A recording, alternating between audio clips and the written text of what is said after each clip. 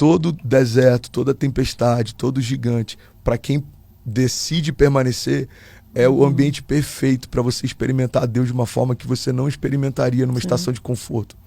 Então, quando você está no meio de um período em que Deus é tua única base. Às vezes a gente precisa passar por situações em que todas as nossas bases de segurança são removidas, para que a gente entenda qual é o nosso verdadeiro refúgio. O salmista diz: Deus é o meu refúgio e a minha fortaleza, socorro presente na hora da angústia. Em outro momento ele fala: eu clamei ao Senhor, e esse pobre homem clamou ao Senhor, e ele olhou para mim, e ele me livrou dos meus inimigos, que eram fortes demais para mim. Em outro momento ele fala: as cordas da morte me envolveram. Então, assim, eu acredito que não tem nada mais poderoso do que um homem que carrega marcas, falando sobre um Deus que pode mudar histórias.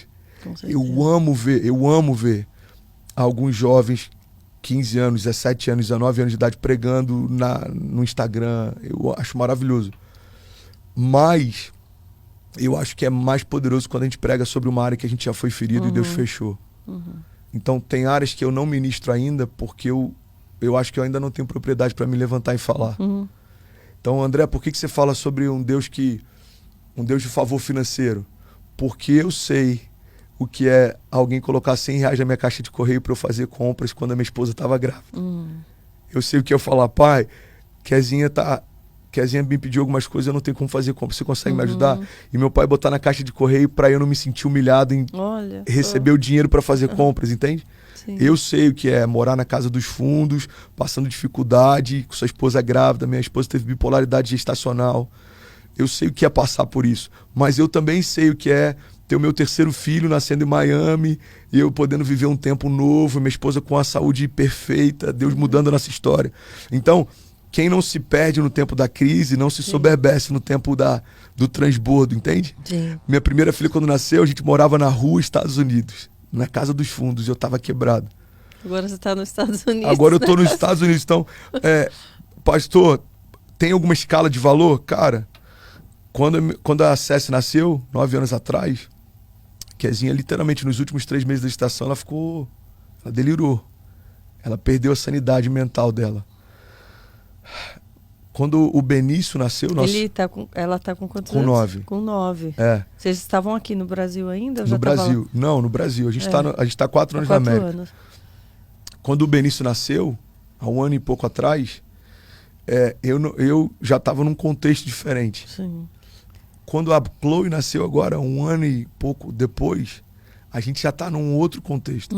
Então, eu aprendi algo, Karina, eu queria que você guardasse isso para você também, porque fez muito sentido para mim e eu acredito que vai fazer sentido para alguém que está ouvindo. O mundo ele está sempre andando em círculos, sempre. As coisas são sempre... Você vê que tem coisas que se repetem, né? Tudo em algum momento se repete, mas para quem caminha com Deus, a gente não anda em círculos, a gente anda em espiral. Vai subindo. Então você está sempre fazendo as mesmas coisas, mas cada estação numa dimensão mais alta. Você está fazendo as mesmas coisas, mas cada vez num nível mais alto.